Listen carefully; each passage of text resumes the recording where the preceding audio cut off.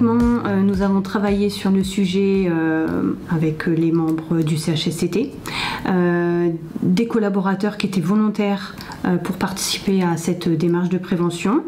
Nous sommes fait aider aussi par la CARSAT qui nous accompagne dans cette démarche-là de façon plus globale, hein, dans la démarche des risques psychosociaux. Pour mettre en place cette démarche, on a lancé un appel à volontariat pour installer un comité de pilotage des risques psychosociaux dans l'état d'esprit de notre démarche projet.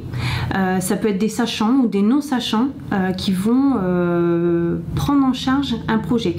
L'intérêt, c'est justement d'avoir ces yeux un peu neufs sur un sujet, sur un métier qu'on ne connaît pas forcément. La démarche de prévention des risques psychosociaux n'est pas si difficile en soi à mener. Le conseil que je donnerais aux entreprises, c'est de faire participer les collaborateurs parce que c'est eux qui vivent ça au quotidien. Donc les idées, c'est eux qui les ont. C'est dur, elle n'est pas venue comme ça, elle a été retravaillée plusieurs fois, elle n'est pas sortie tout de suite après, derrière la dernière agression.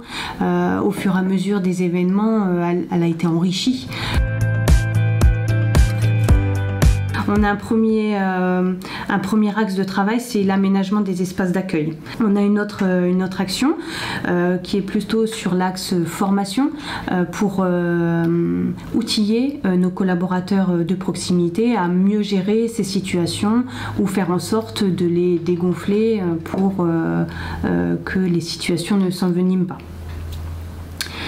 On a mis en place aussi plus récemment des clubs métiers sur différents métiers et notamment là, le club métier de la proximité. Ce sont des lieux de partage et de bonnes pratiques, des partages d'expériences vis-à-vis des clients. Nous avons mis une newsletter à disposition qui permet de parler de la vie de l'entreprise, de la vie des clients, de la vie des collaborateurs pour qu'ils aient plein d'informations sur ce qui se passe, sur ce qui va se passer. Mis en place une procédure de gestion des agressions avec immédiatement une prise en charge de la victime. Donc de mettre tout de suite un temps d'écoute par un collègue, un tiers, un manager ou un membre du CHSCT qui va tout de suite aller recueillir le ressenti de la personne. Tout récemment, avec l'ensemble des bailleurs sociaux de l'Oise, une convention de partenariat a été signée avec les gendarmes pour renforcer les mesures de sécurité dans certaines résidences, notamment dans certains quartiers.